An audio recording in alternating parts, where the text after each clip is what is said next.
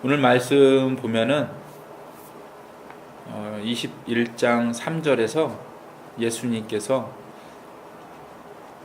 이렇게 말씀하십니다. 주가 쓰시겠다 하라 는 말씀을 하십니다. 만일 누가 무슨 말을 하거든 주가 쓰시겠다 하라. 그리하면 즉시 보내리라. 예수님이 이 말씀을 하셨는데, 글쎄요, 다른 사람들은 어떻게 생각하는지 모르겠지만 저는 옛날부터 이 말씀을 읽을 때마다 어떻게 예수님이 이 말씀을 하셨는데 나귀 주인이 그냥 나귀를 보냈을까? 라고 하는 그게 굉장히 신기했어요. 의아했어요. 예수님이 그 전날 이 나귀 주인하고 거래를 했나? 돈을 주고 또는 부탁을 해서 이렇게 말하는 사람이 있으면 좀 나귀를 좀 보내줘라 라고 그 나귀 주인하고 얘기를 했거나, 또는 예수님이 태어날 때처럼, 나실 때처럼 천사가 나귀 주인의 꿈에 나타나서 미리 이렇게 예고를 해 주었거나, 그렇게 인간적인 방법이든 어떤 영적인 방법이든 하나님 신적인 방법이든 간에 뭔가 있으니까 예수님이 이렇게 말씀하셨고 그 말씀대로 하니까 된 거 아니에요? 그래서 예수님이 그 나귀를, 제자들이 가지고 온 나귀를 타고 이제 예루살렘 입성을 하게 되죠. 예루살렘 이제 들어가게 되시는데, 저는 그게 굉장히 신기했어요. 어떤 방법이었을까? 되게 궁금해요. 근데 성경의 다른 부분에도 이 이야기가 나오긴 하지만 사실 명확하게 어떻게 하셨는지에 대해서 기록되어 있지 않아요. 짐작은 해볼 수 있지만 좀 아직도 좀 궁금은 하죠. 이게 어떤 방법으로 되었을까? 좀 마음을 좀 간질간질하게 만드는 이야기예요. 어떻게 그렇게 되었을까?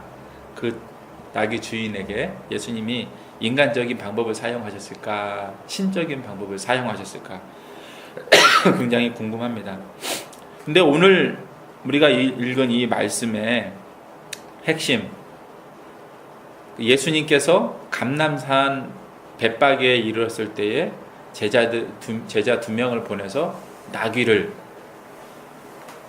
새끼를 데려오게 하시고 그 나귀에 타신 다음에 이제 예루살렘 성에 들어가게 되시는 이 이야기에서 예수님이 주가 쓰시겠다라고 하는 이 말씀의 핵심은, 사실 제가 궁금해하는, 어떻게 나귀 주인이 이 말씀에 반응을 하게 되었을까, 예스하게 만드셨을까라고 하는 그 방법에 있지 않습니다. 그리고 성경은 그 이유에 대해서, 그 방법에 대해서 알려주지도 않습니다. 오늘 말씀의 핵심은 사실 그 3절에 나와 있는 주가 쓰시겠다라고 하는 이 말씀에 대한 그 핵심은, 이유는 4절과 5절에 나와 있어요.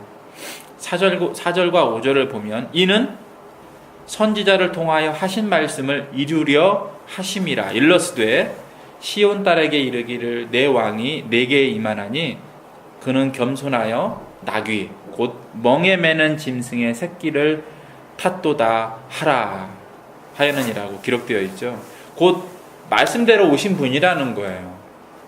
구약 성경 이사야 선지자가 쓴 이사야서에 이사야가 예언한 대로 오신 분이 바로 예수님이라는 것이죠. 그래서 예수님이 그리스도라는 것이 이 이야기의 핵심이에요.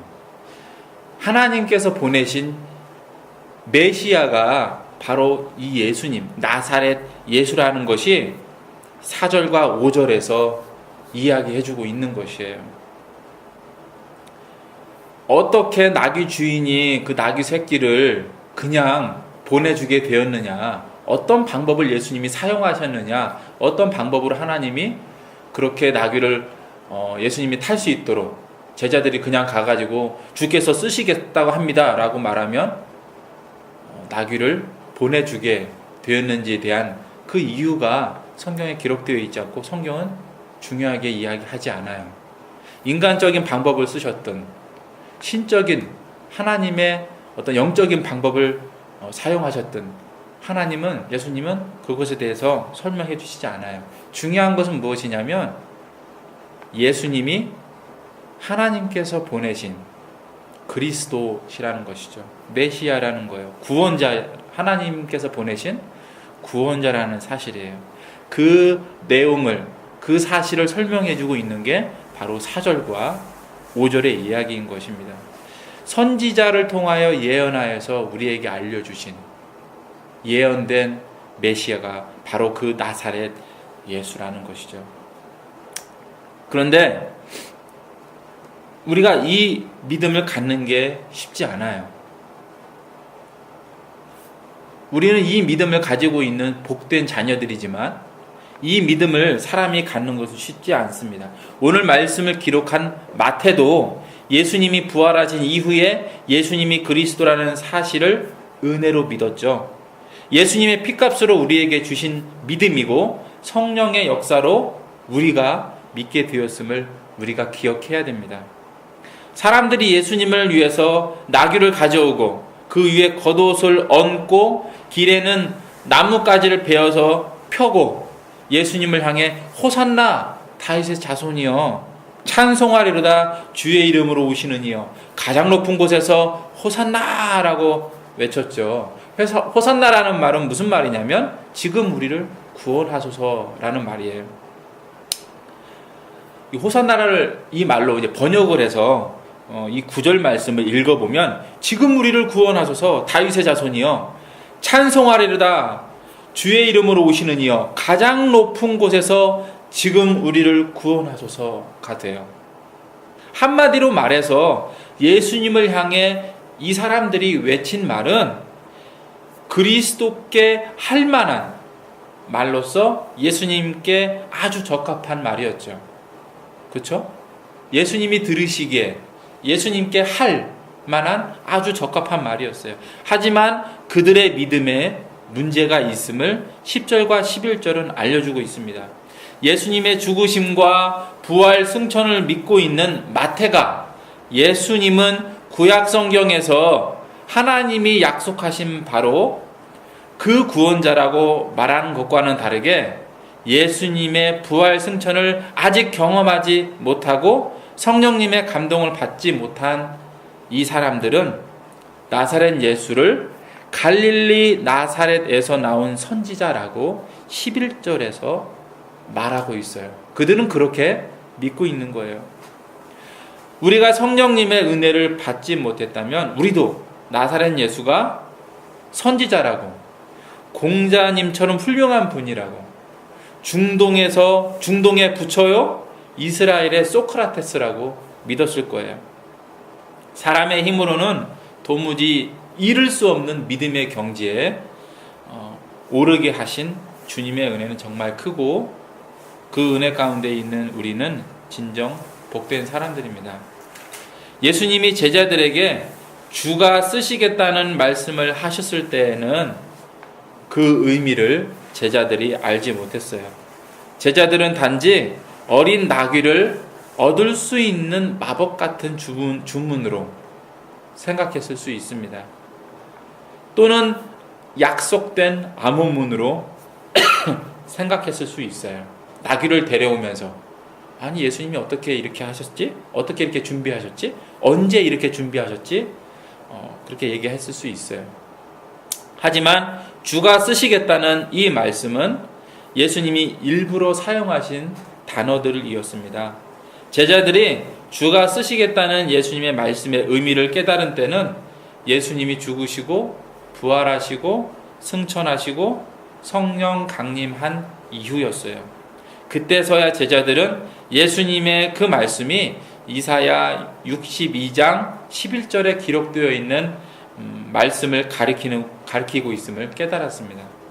그때서야 제자들은 예수님이 굳이 나귀 새끼를 타시고 또 굳이 주가 쓰시겠다는 말씀을 하셨음을 깨달았어요. 예수님 자신이 이사야 선지자가 예언한 우리에게 나귀 새끼를 타고 오시는 겸손한 왕이심을 우리로 깨닫게 하시려고 일부러 말씀하시고 행하신 것이죠. 제자들은 이 예수님 말씀을 성령 강림하신 이후에야 깨달을 수 있었고, 모든 사람은 은혜를 받아서 믿어야만 예수님의 이 말씀에 아멘할 수 있습니다. 우리도 그 은혜를 받은 사람이죠. 주가 쓰시겠다, 이 말씀, 예수님의 이 말씀은 그 말이 마법의 주문이어서 중요하거나 나귀 새끼를 받기로 약속된 암호문이어서 중요한 것이 아닙니다. 이 말씀이 중요한 것은 쓰시려고 하는 예수님이 주님이라는 사실이고, 이사야 선지자가 이분에 대해 하나님이 약속하신 우리의 왕이라고 알려주고 있다는 사실입니다. 우리의 호기심을 자극하기는 하지만 그 말씀이 나귀 주인에게 어떻게 작용했느냐가 아니라 예수님이 어떤 분인지 말해주고 있다는 점이 중요한 것입니다. 주가 쓰시겠다는 말씀을 좀 길게 하면 그리스도시요 살아계신 하나님의 아들이신 주님이 쓰시겠다가 될 것입니다. 우리가 이 사실을 믿고 있죠. 그래서 부활하신 이 주일 아침에 모여서 예배를 드리고 있습니다. 우리가 이미 이 놀라운 은혜 안에 들어와 있습니다. 우리가 이미 이 놀라운 고백을 하고 있습니다. 예수님은 우리의 구원자시요 겸손한 왕이십니다. 이 사실로 인해서 우리의 삶이 변화되고 바뀌고 기뻐하고 인내하고 자랑하고 힘을 내고 안식하고 감사하죠. 우리를 이렇게 변화시킨 하나님을 찬양합니다. 우리의 삶이 자녀로서 변화된 자로서 은혜 입은 자로서 믿는 자로서의 열매들을 맺어야 될 것입니다. 그리고 이 열매를 예수님은 이미 맺으셨어요. 우리를 자녀 삼으셨기 때문에 이미 맺으셨어요. 우리의 삶이 주님 보시기에 기쁘시다면 우리가 주님의 뜻 안에서 살고 있는 것이고 말씀대로 살아가고 있는 것이겠죠. 어떤 모습으로 우리의 삶이 빛을 내고 이 세상에서 빛을 낼지 또 향기가 될지 잘 모르겠어요. 하지만 분명 예수님은 열매를 맺으셨고 우리가 주님 안에서 은혜 안에서 예수님이 열매를 맺으신 것처럼 그 향기를 내고 그 빛을 각각의 향기를 내게 될 것입니다. 우리가 이전과 예수님을 믿기 전과 전혀 다른 삶을 살고 있다면 주님의 은혜이고 또 믿지 않는 사람과는 다른 믿음을 갖고 있고 또 다른 행동을 하고 있다면 그건 역시 주님의 은혜입니다. 우리가 그렇게 주님을 더 따라가고 은혜에 감사하며 살아가고 그러한 교회가 되어야겠습니다.